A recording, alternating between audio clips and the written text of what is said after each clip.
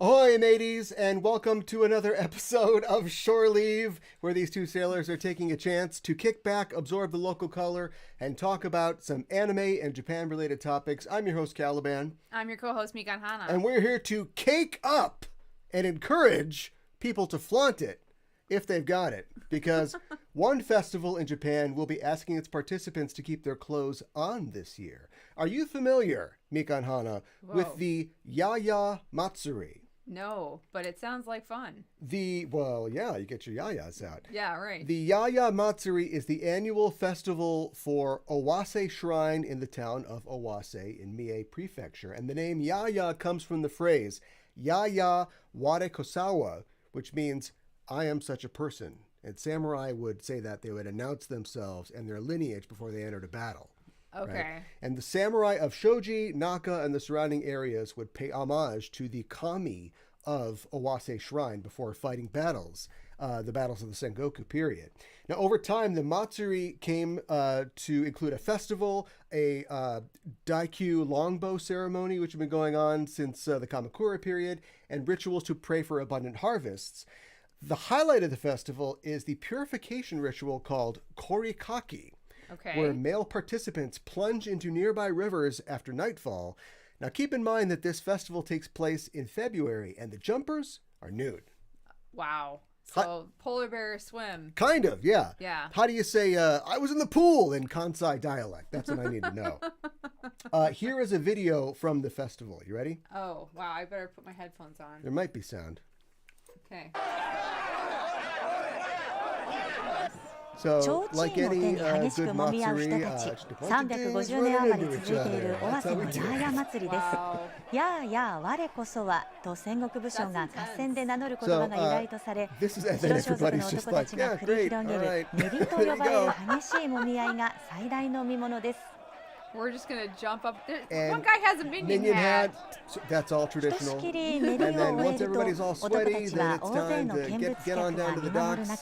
今年の豊漁の豊作を願い、極寒の海に次々と飛び込みました。祭りは明日まで続き、華やかな大名行列も行われます。So it's all been fun and games for 300 years or so. But this year, revelers are being asked to put their yayas away. Oh. Last year, the local Parishioners Association was cautioned by the prefectural police about the potential online spread of photos and video from the event. Everybody's there voluntarily, and the ritual isn't any kind of secret. But nobody seems to have a problem with chilling their plums in this instance. But the powers that be are concerned about media of a certain character appearing on social media platforms, which may have particular regulations against adult content. Oh, okay. So in response to the concern, the festival this year has elected to require shorts, swimsuits, loincloths, and the like for participants in the ritual, emphasis on participants. And they could have chosen to ban photography and video from the event, but the social media spread of pictures and videos from events like this are very important to Matsuri and other festivals. Well, that makes to sense. Drive tourism. Yeah, of course. Yeah. They rely on that to stay profitable. So this year's Yaya Matsuri takes place from February 1st through the 5th. So wow, keep warm out there, guys. Ever go skinny dipping? No, I've never gone skinny dipping. I was too scared to do it when I was younger. And how many younger are we talking about? Well, I mean, I was kind of prudish in my youth. Oh, come on. And weird about like my own body, so I just never did it. I'd rather dig into this part. Like I went to an all-girls summer camp, and oh, come skinny on. dipping definitely happened. Okay, all right. But me and my best friend, like, we were on a camping trip, and like a bunch of our fellow campers were going skinny dipping, and we just decided to stay on the beach. Okay. We were like, we're good. The adult me respects your self-possession. But like as a kid, thinking about like being at the age of those kids. Yeah. Oh, you were those guys. Yeah. All right.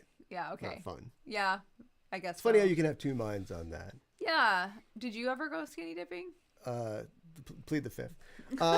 Welcome to people watching on YouTube, Twitch, and so on and so forth. Thanks for joining us. This is at this point, it's not really an experiment. I guess we're just doing this at this point. Yeah. Streaming live our Shore Leave episodes.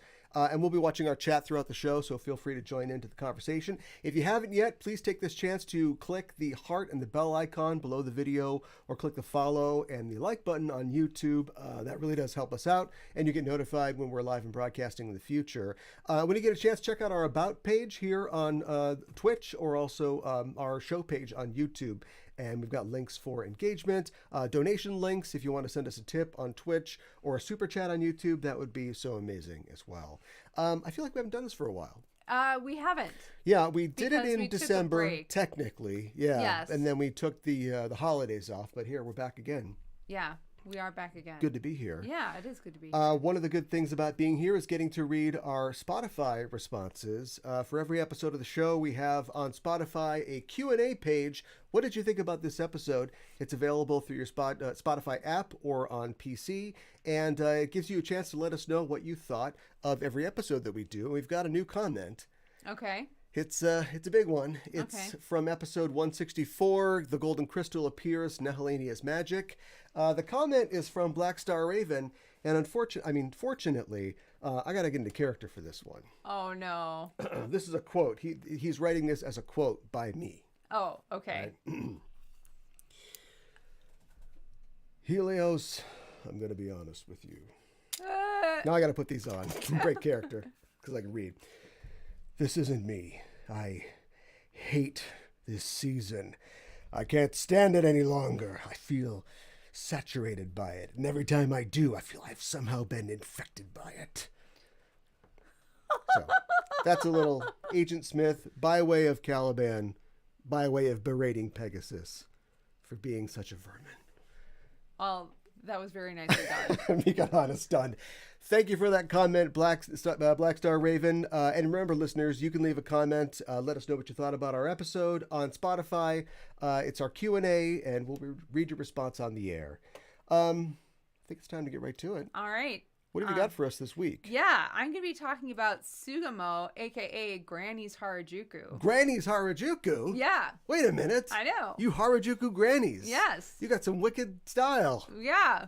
The granny's got wicked style. Okay. All right. Well, let us know. Okay. So all about Granny's Harajuku. Yeah. So Sugamo is a retro area in the Toshima ward of northern Tokyo. Right.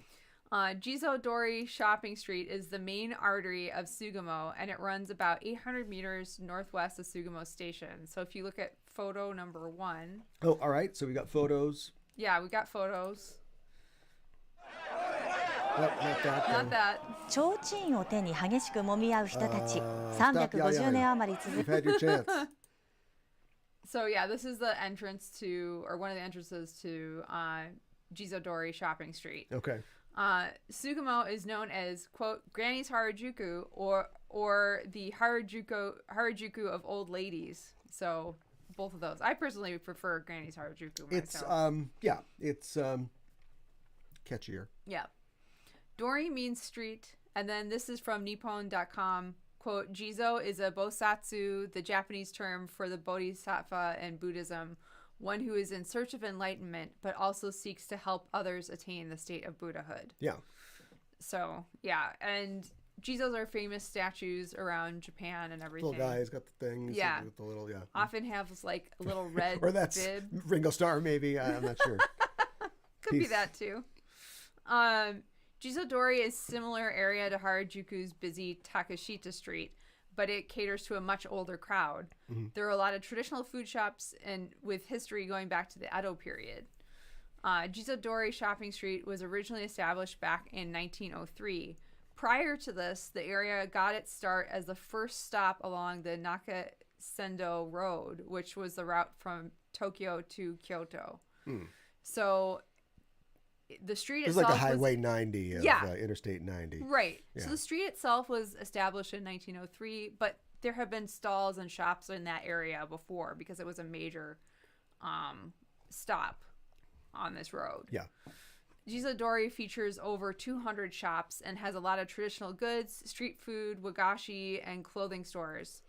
The street is flat and has textured bricks that prevent slippage of its oldest customers.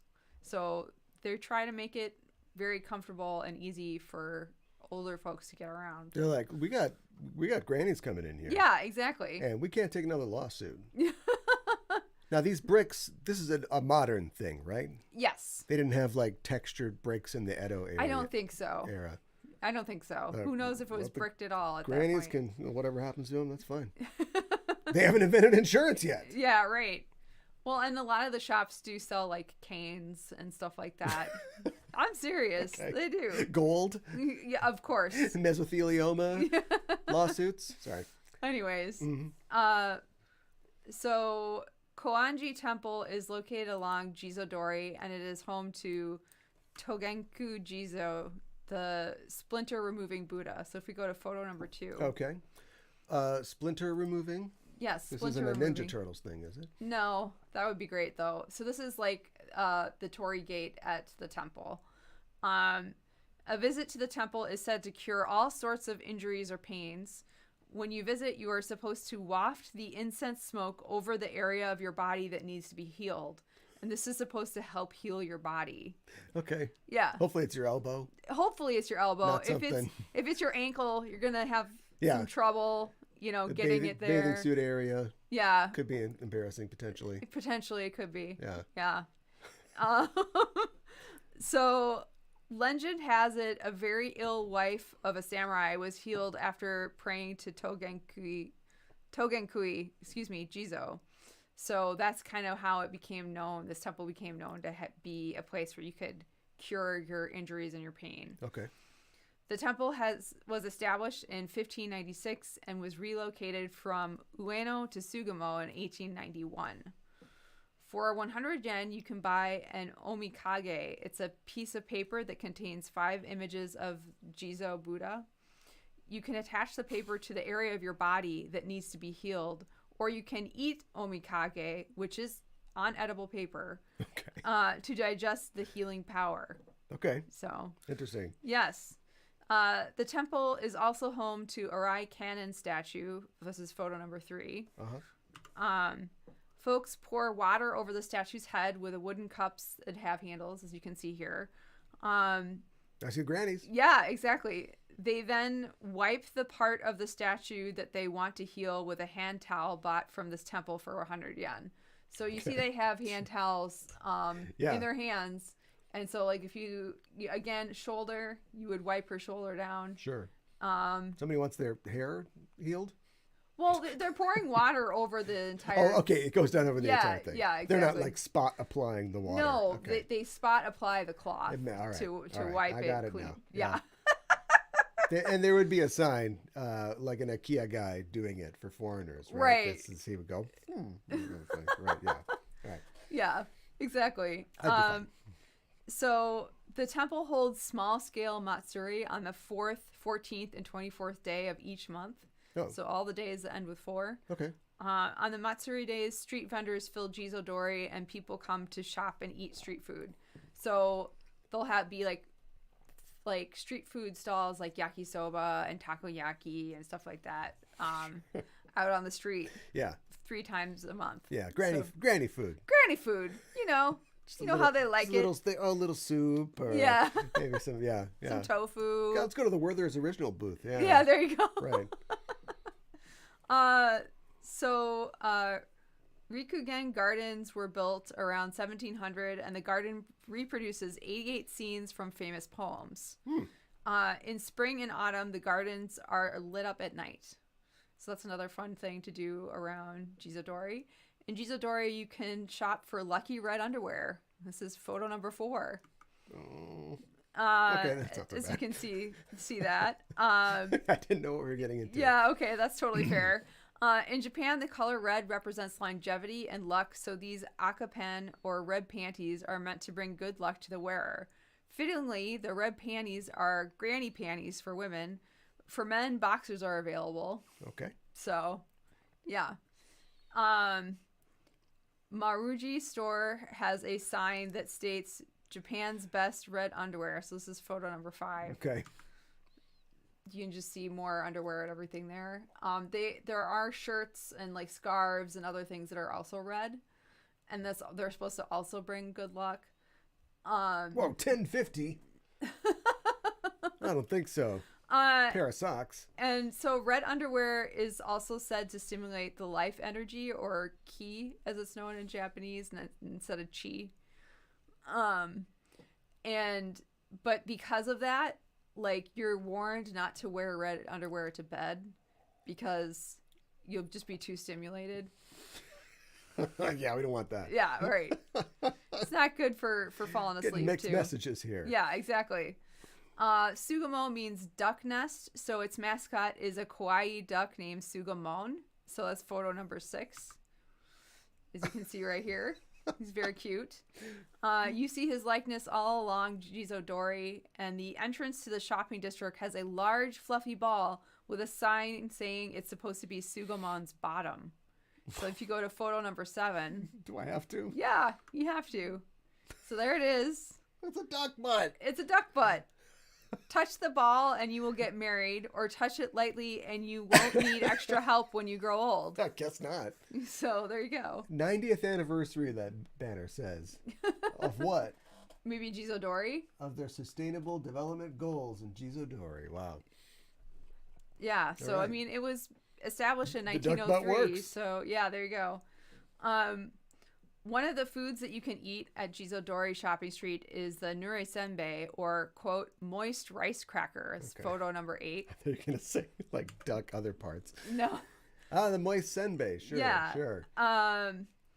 So these crackers have not been dried or grilled, so their texture is similar to mochi. Yeah, right. This is before they get crispy. Yeah. It's like eating cookie dough. Basically, yeah. Another food to try is shio daifuku, or salted red bean paste encased in mochi. This is photo number 9. Ooh. The shio daifuku is not overwhelmingly sweet, and the salt adds an extra dimension to the wagashi. Can we talk about the tadpole? The tadpole? Yeah. What's Where's he saying? the tadpole? Right above the snack. I don't know what he's saying. That first what character is Ma. I don't know. No, it's a tadpole, right? Oh, what is it? I don't know what it's saying. The little bubble. Don't listen to me. Just keep okay, keep talking. Sorry. It looks Just like a keep talking. tadpole. Yeah, right. Lots of things do. Yeah, okay. This treat has become the shio daifuku has become one of the most popular treats and a symbol of the neighborhood. Okay. At the entrance of the Jizodori is Shinshoji Temple, where you can see an 11 feet tall Jizo statue, which is photo number 10. So, whoa, he's on fire. Very big Jizo. So that's just a brief overview of Sugamo and what you can do there. There's a lot more treats that they offer as well. I just highlighted a couple. And I wanted to give a shout out to Japan by Food, which is their article about this. I got a lot of information from there, and a lot of the photos are from there as well.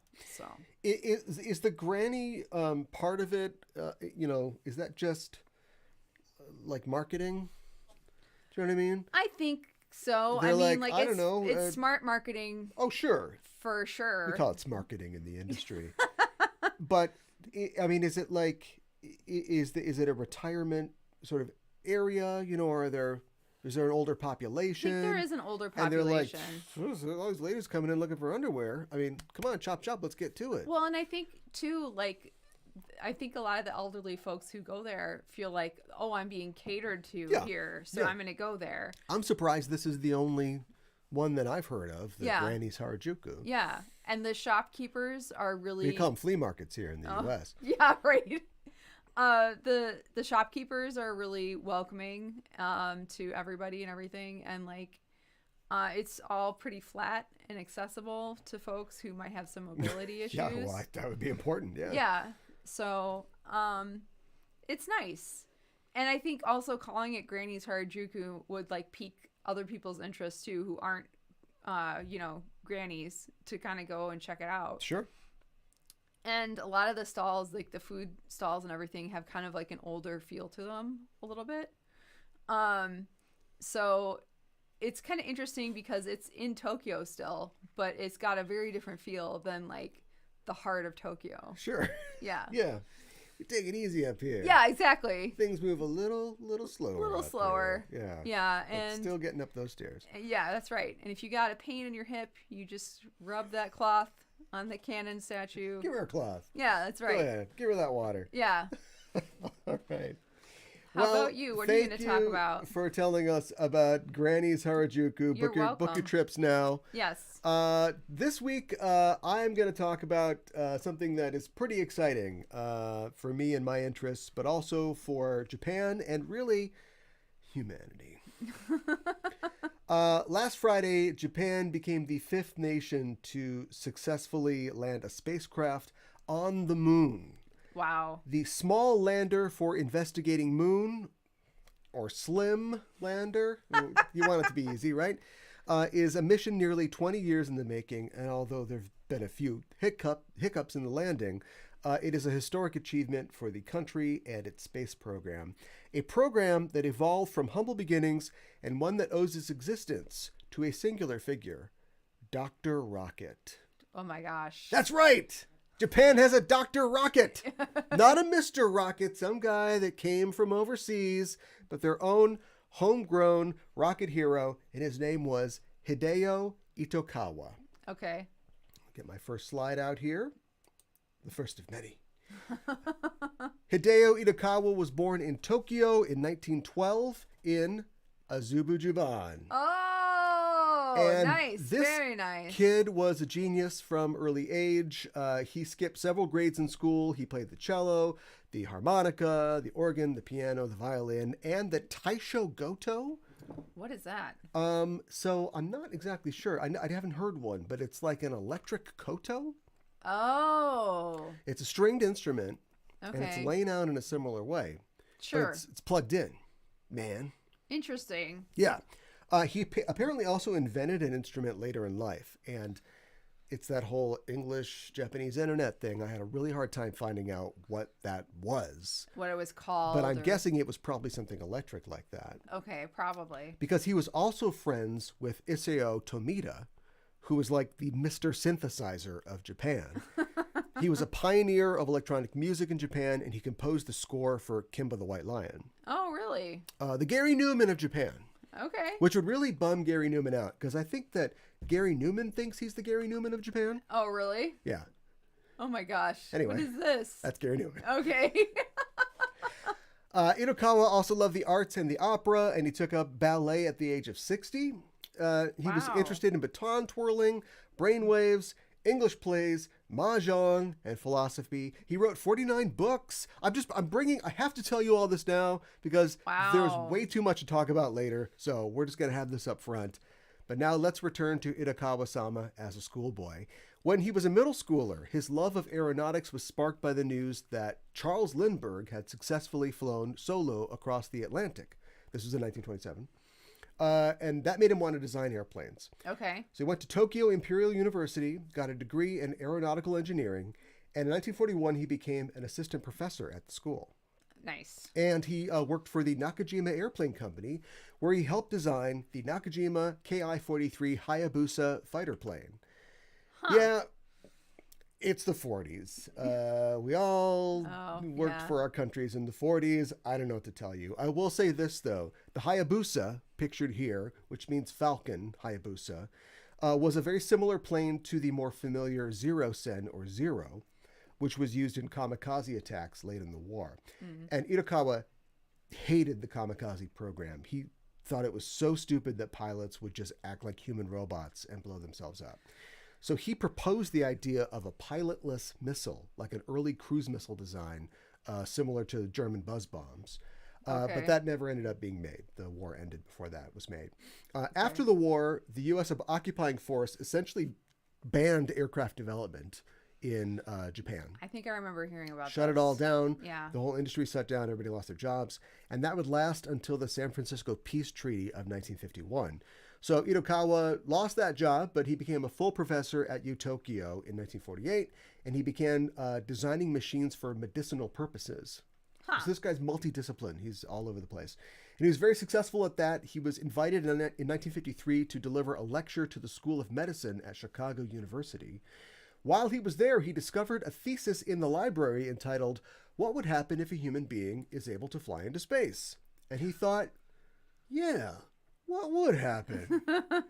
So he established an aviation research group at the Institute of Industrial Science at his university.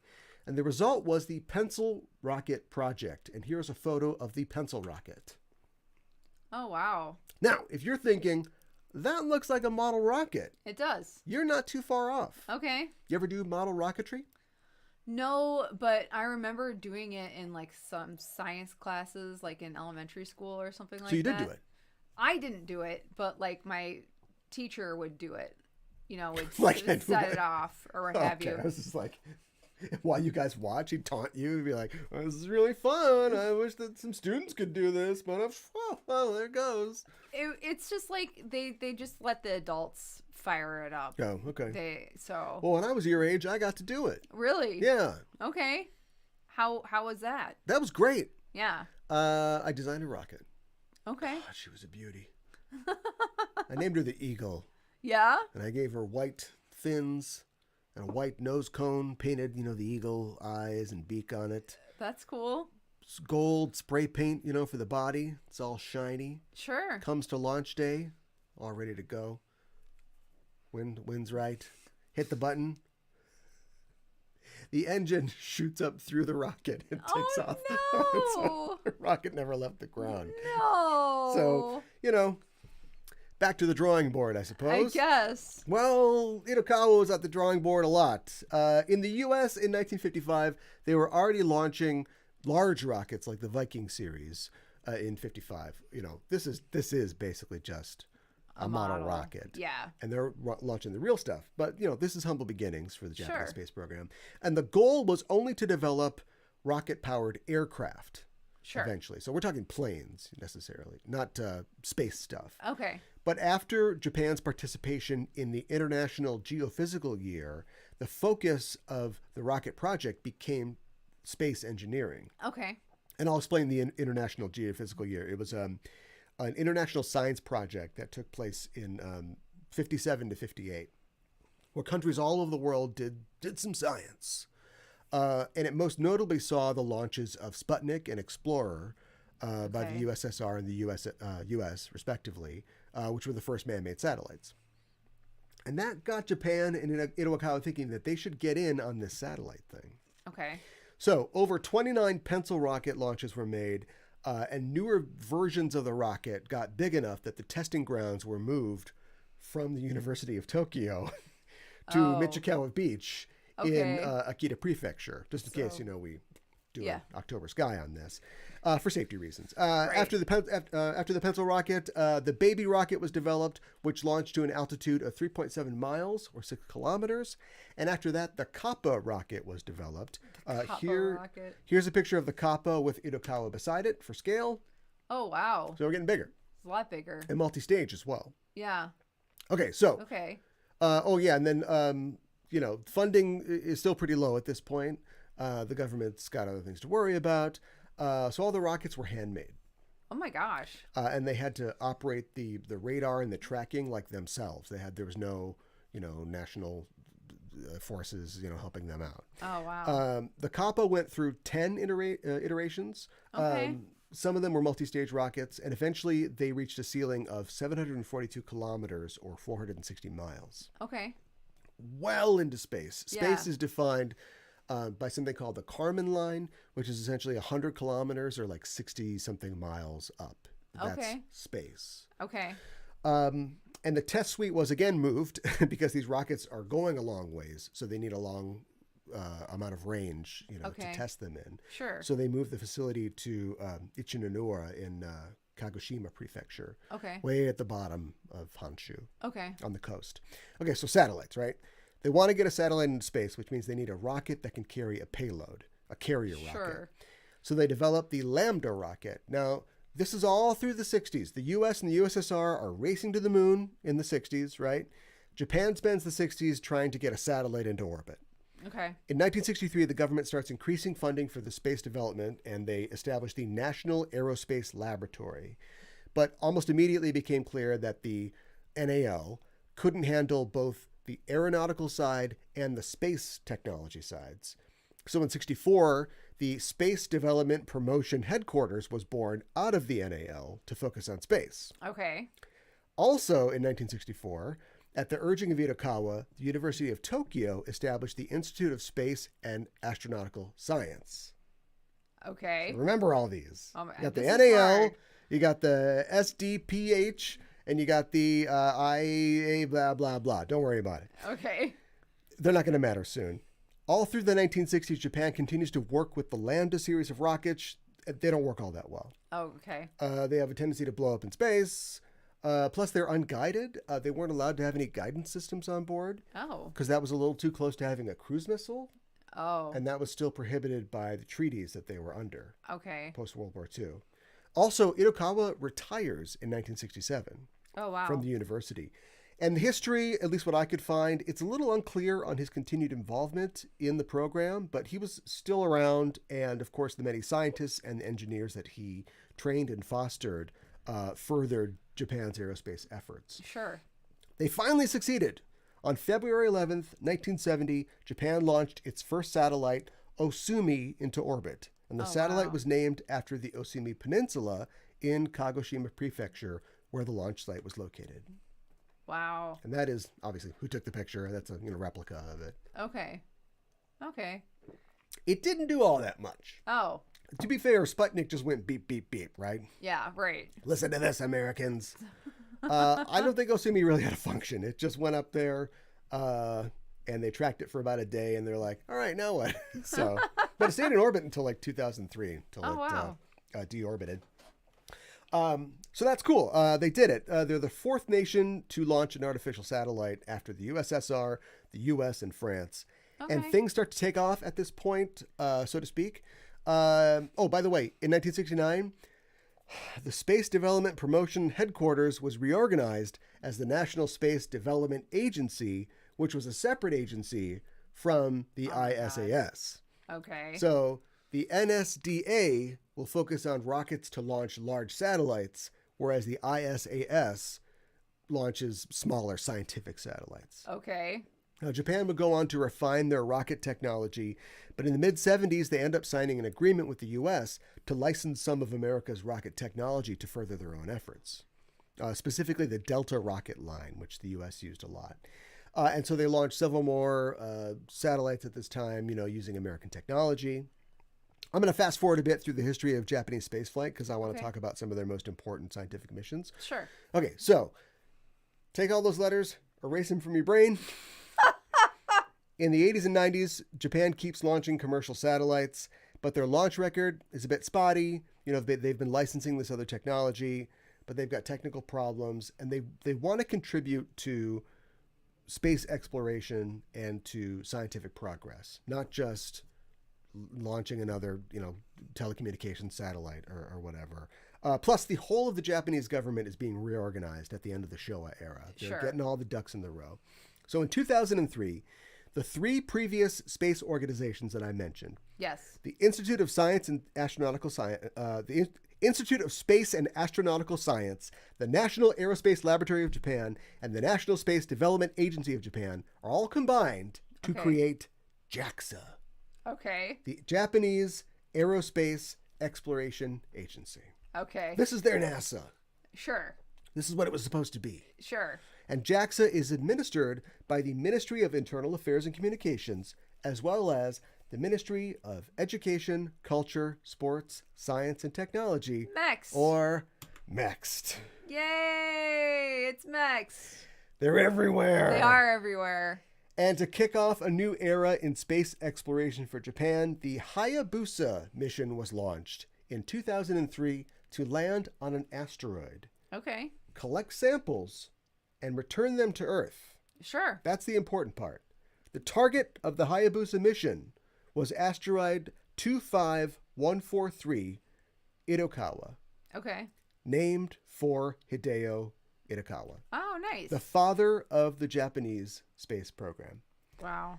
Where's my Mad Men-esque 1960s Japanese space program show? Great question. Right? I'd watch that. You got the real thin, the ties. The ties are super thin. Look at the short sleeve shirts, you know, Yeah, right. with the pockets. We gotta get these rockets up there. No, it's the NASDI. No, it's the ISDA. All these, right? They're trying to figure out who they work for. If only MEX would come in and fix all this. Hasn't been invented yet. And so the craft successfully completes its mission in 2005. It touches down on Itokawa and retrieves its samples. This is a scale model, Okay. half size of what the probe looked like. Oh, wow. And it returns. Well, that's only half size. I know. Yeah, and it returns to Earth in 2010. And this was an incredible achievement by JAXA. Hayabusa was the first craft designed to land on an asteroid, and most importantly, to take off from the asteroid as well, Right. and return to Earth. I think both the U.S. and I think the USSR had flown probes near asteroids or like impacted them, but this one landed and came back. Yeah. It was also the first craft to employ microwave ion engine technology, Okay. which is those little Coke cans at the back there. Okay.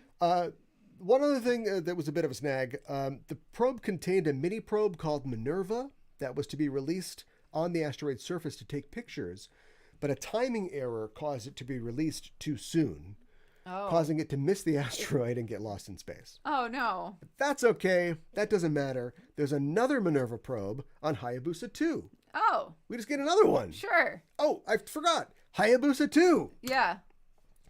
In 2014, Yeah. Okay. JAXA launched Hayabusa 2, a sample retrieval mission to 162173 Ryugu asteroid, Okay. and the probe returned to Earth after a successful mission in the year 2020.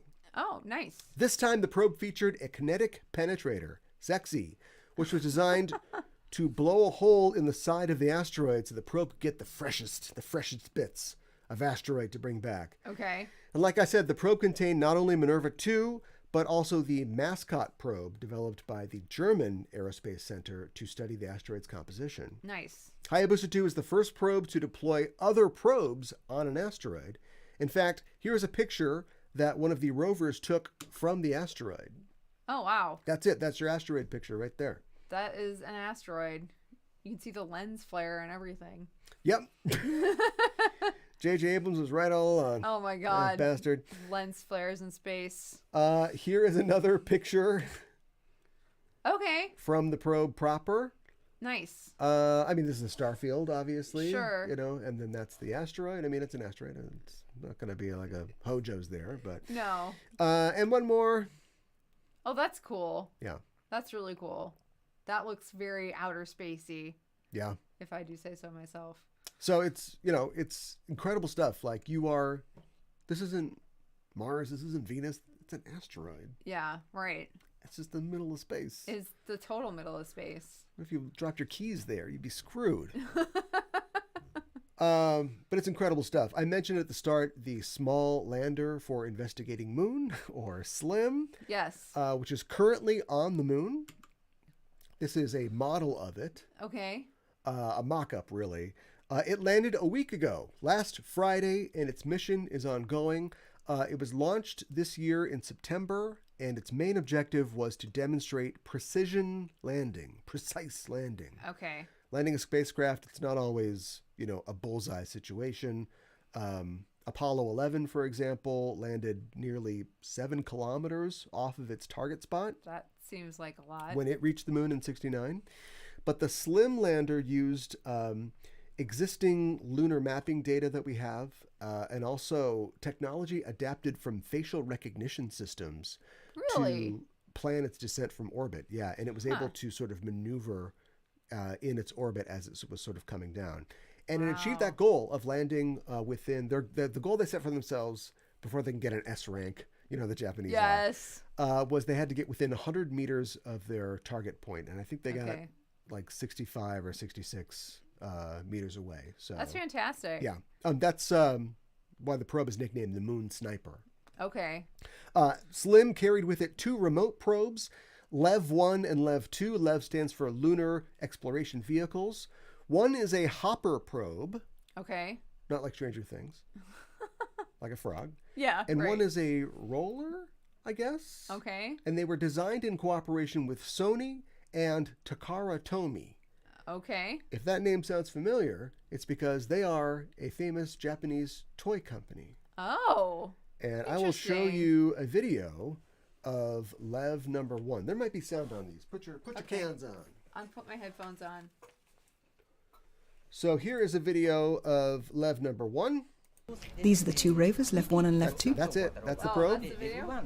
And this is the movement That's of how it LEV gets 1, which is a around. hop. Yep. That's it. Nice. You push its head down, and then it goes boom. And here is LEV number 2. Is it a toy? This video is from South China Morning Post. It just rolls Oh around. my god. See that? Yes. It looks like it definitely looks like a robot. It is a robot. There are spaces in the wheels or in the surface there to pull it along, and then the tail in the back lets it sort of bite into the ground, so it's inching and rolling kind of at the same time. Sure. And the LEV 2, or it's also called Sora Q, is apparently similar in design to an actual toy sold in Japanese stores. Really? So where's the movie for that? Yeah, really. Japanese Tom Hanks, who is... I don't know who the Japanese... Who is the Japanese Tom Hanks? I don't know. I don't know either. Ken Watanabe. Ken Watanabe is like, I gotta find the right design for this. Jack says, Mex is crawling up my ass. It's Christmas time. They're at FAO Schwartz. Sure, right. If they have that in Japan. And his kid's like, Daddy, I want this. And he's like, we gotta go. Oh my god. Get all 15 of them. There's a big toy store or a toy store that is in department stores a lot called Kiddyland. Kiddy space land. Yeah, well. And I think I told you this story before. Like, I was in a Kiddyland shopping for like Englishy things like stationery and stickers and stuff like that. Yeah. And I heard on the same day, Runaway Train Never Coming Back. And 9 Inch Nails, I want to radio edit you like an animal? Yeah. Okay. Was it radio edited? No. Oh. It was not. That's the kick. And it was one of those things too, like I'm like, these Japanese people around me have no idea what these songs are. And like, I love American music. I know. Now play the Violet Femmes. Yeah. So this mission has been an incredible success, but the patient might die still. Oh. Part of Slim's soft landing strategy involved a unique pivot maneuver, where the craft would descend toward its landing zone and then use its thrusters to turn itself so it can set itself down. And here's a video. Oh, another video. The moon and go out to a much further This is from The distance, Independent. in order to use the gravity of the Earth-Moon-Sun system So they're to showing pull us back. how it's And using now the we're facial recognition. observations from lunar orbit. This is part of the vision-based navigation using the onboard cameras. Using the So Slim's locations of the cameras craters scan the to pick its ground landing beneath spot. it on the lunar surface and And it identify fires craters, its thrusters which to helps Slim decelerate know from where it orbit. is. And it's like a little Now we rotate cart, to a like a vertical little position as we crate prepare with for wheels, landing. kind of. Yeah. Now it comes straight down. And Slim starts scanning the ground again, this And, yeah, time scans the looking for ground again. obstacles that would actually be dangerous to the spacecraft should it land directly on them, for example. Enhance. That's the spot. And if it spots a large boulder, it moves horizontally in order to avoid that boulder and to an open space. And then just And before those are landing, the, it's going to release probes. the spacecraft's 2 rovers, LEV 1 and LEV 2. And then it goes here flip is the and 2-step boom, landing down where like we- that. Wow. Now that's how it was supposed to work. Okay. But the thrusters might have fired out of sequence, so that the Oh. craft has landed softly upside down. Oh no. Yes, this is a view from one of the rovers. This thing just tanked it. I mean, technically, I guess it's kind of on its nose. If the little wheels are the bottom, it's sort of landed right in on its nose. And the reason that this is a problem is because the craft's solar panels were oriented in such a way to capture the sun's light, which comes from a certain direction at this time of the month. Right. Earth, the moon revolves around the Earth, and it's tidally locked. And so the sun will always be essentially from one side for half the month, and then from another side from the other half of the month. Yeah. And the panels are now facing away from the sun at time of landing. So the craft immediately began draining its batteries, and they had to put it into low power mode.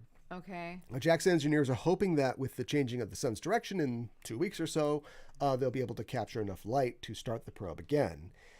But as always in aerospace, there's constant challenges that you have to adapt to. Wow. I can't believe it landed on its nose. At least it didn't get hurt in the process, though, because of this facial recognition software. And the Japanese at first, they didn't want to say anything until they had all the information, but it's been a week now, and so they have released everything, like the telemetry from the probe. Wow. If you go to Scott Manley or one of those YouTube aerospace guys, they'll probably have a longer video explaining what happened. But something happened where it was coming down, and it's all based on sensors and knowing exactly what the right time for everything to fire is, because it's even at the moon, it's too far for real-time control. So it has to think for itself. And they're thinking that it just kind of turned and it thought it was where it wasn't. And so it fired the thrusters and it went, instead of going one way, it kind of went the other way. But these things happen. But these are all incredible accomplishments. Yeah. And they can all be traced back to Itokawa-sama, who's not only brilliant, but he's a creative and artistic person. I mentioned that he took up ballet at the age of 60. That was in 1973. Yeah. And 5 years later, he appeared in the Tokyo Imperial Theater production of Prokofiev's Romeo and Juliet. Oh, my gosh. As Romeo's father. Wow. Mr. Montague. So that really gave the audience a thrill. They're like, is that Dr. Rocket in the tights? Packing the rocket there? Oh, my God. But yeah, he was a cool guy. He's a scientist and an artist, and we salute the life and work of Dr. Rocket, Hideo Itokawa. Nice. Here he is pictured with some of his the pencil designs. Rocket. Yeah, also Jules Verne, Goddard, the American rocket guy, Yuri Gagarin, first man in space. Wow. So yes, he sits among the greats. That's very cool. It is. Well, and I feel like the slim too, calling it that, it's also it has this very narrow scope of where it wants to land on the moon. So that could be, I think slim reminds me of that too. Is there a Japanese figure who's he's the best archer, he's going to hit this target?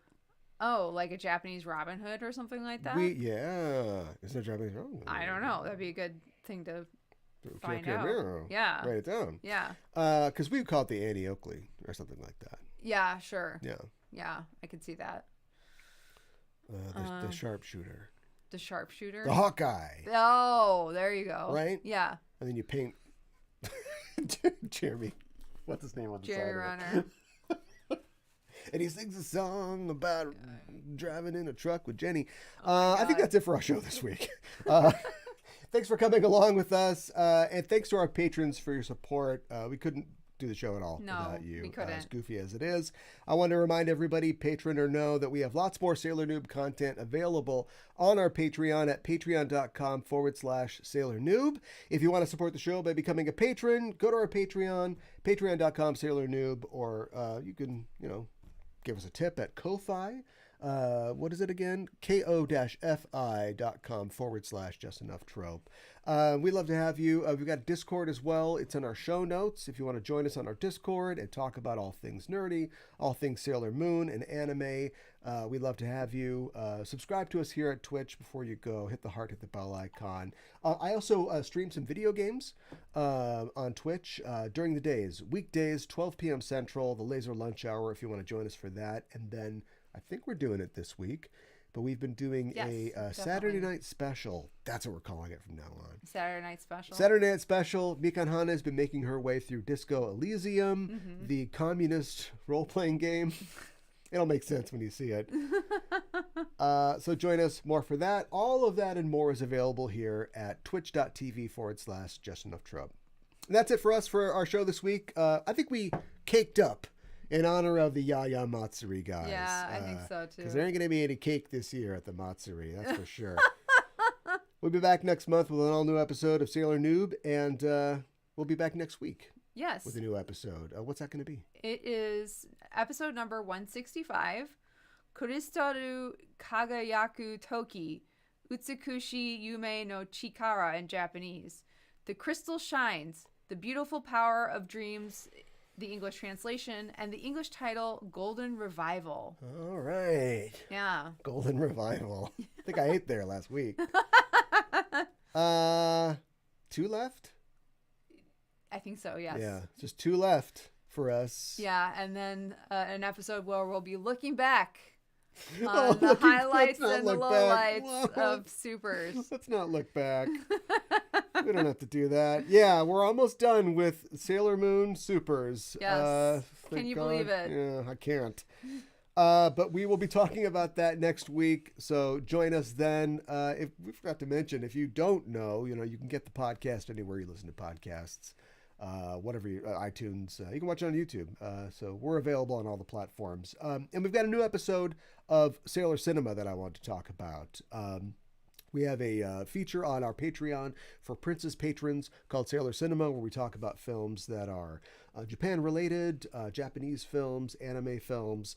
And we recently talked about Tetsuo the Iron Man. Yes. And oh, Tetsuo. Oh, Tetsuo. That is a film. It is. And a half. Actually, it's more like half a film. It's like very short. It's very short. But yeah, that's a special film. So if you're a Princess level patron or you want to be a Princess level patron and hear us talk about Tetsuo and other Japanese films, join us at patreon.com/Sailor Noob. That's it for us for this shore leave. We'll see you next week when we make up for another episode of Sailor Noob. Tell them goodbye, Mikan Hana. Goodbye, Mikan Hana.